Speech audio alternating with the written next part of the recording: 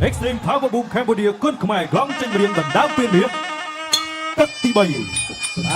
ទឹកទី3ការប្រកួតដណ្ដើមពាននេះ Extreme Power Boom បាទរវាងកីឡាករមង្គលរងពេជ្រសង្ហានិងកីឡាករមង្គលមានសរំបាទពានមួយអមនៅទឹកប្រាក់4លានរៀលហើយនៅក្នុងនោះអ្នកបើបរិយាកាសរបស់ទឹកប្រាក់2លានរៀលអីអូយបាំងចាញ់ហើយនេះចូលហើយសង្ហាចូលហើយបាំងបាយទឹកចាយហើយនេះប្រកដាក់ដល់ទៅមកយើងនឹងចូលក្រាបដៃកន្លែងនេះមិនសង្ហាដល់អូយបោកដៃកន្លែងនេះដើរចូលស្ងាត់ជាដើរចូលដាក់ដៃទៅទីហើយសង្ហាលោកគ្រូឆៃមើលសិនឥឡូវទៅមើលបាទជូតឈាមទៅដល់ពេជ្រសង្ហា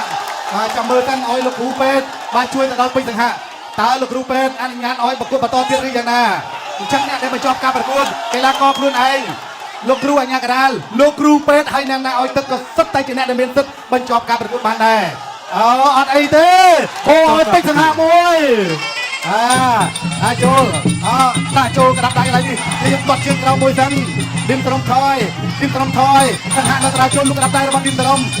ពីងឡើយនេះអោមខុតកន្លែងនេះចាប់អោមជាប់របស់ឌីមត្រំគ្រាជាប់ទៅព្រោះអញ្ញាកដាលលោកគ្រូជីនដាដាក់ចូលមកជើងកន្លែងនេះរបស់សង្ហាតែឌីមត្រំលុបដៃសទៅវិញឥឡូវយើងជួបឈាមអាសាទៀតហើយ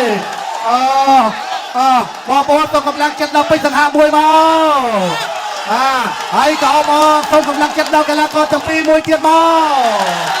អូយបញ្ឈប់ការប្រកួតបាត់ទៅហើយអបអរសាទរឌីមសារ៉មសោកដៃតូម្ចាស់ពានវា Power Boom ខ្លាកំណាយពីប្រលឹងឌីមសារ៉